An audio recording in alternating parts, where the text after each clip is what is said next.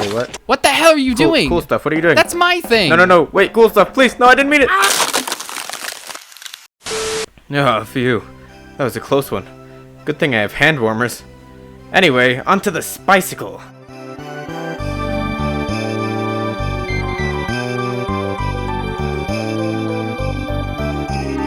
I thought it'd be a good idea to get the holiday season started with one of the coolest weapons in the game, the Spy-cicle. Because what a better way to start Christmas time than to review a highly controversial weapon within the spy community.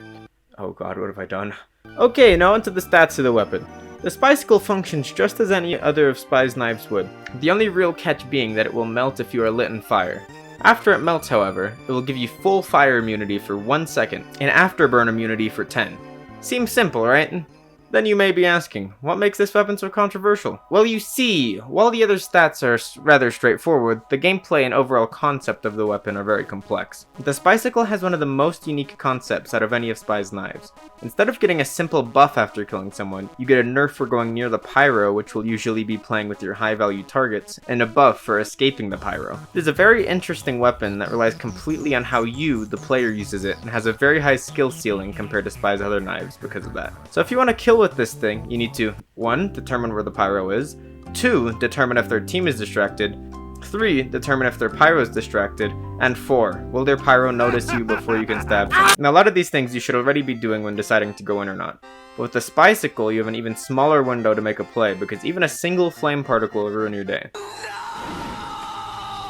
Well then, why should you have to put in more work for the same results, and even less results in some cases? And the answer to that is, you shouldn't.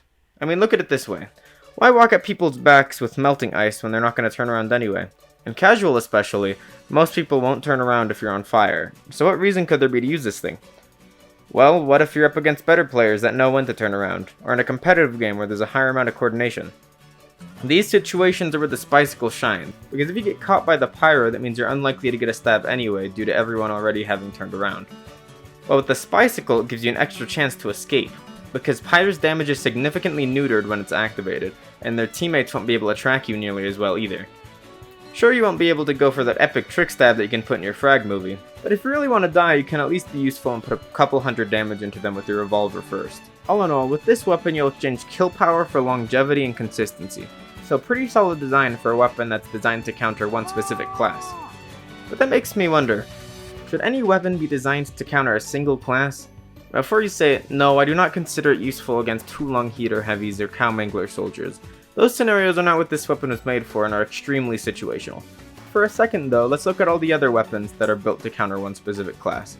On this list we have the Darwin's Danger Shield, the Razorback, the Southern Hospitality, the Sapper, the Home Wrecker, the Tribleman Shiv, Third Degree, and then kinda Hulong Heater instead of a stick? And finally, the Spy-cicle, of course. The Spy-cicle hits an interesting middle ground where instead of just flat out nerfing the class it's meant to counter, it offers buffs to that class as well in exchange. The Pyro may not be able to chase and kill the Spy as well, but the Pyro is able to take away Spy's most dangerous ability if played right. The Spy-cicle allows very slight changes in both players' gameplay to adapt around each other and create an engaging experience for both parties. Now that's not to say that I like the weapon concept, but it executes this idea a lot better than most others of its kind do. It ends up feeling more of like a side grade that can be useful in different situations, rather than middle finger to pyros. And that is why I think it is the best designed out of the counter weapons. Oh wait, 1 second guys, I'm receiving intel that this weapon is actually a direct upgrade because you can make ice statues with it.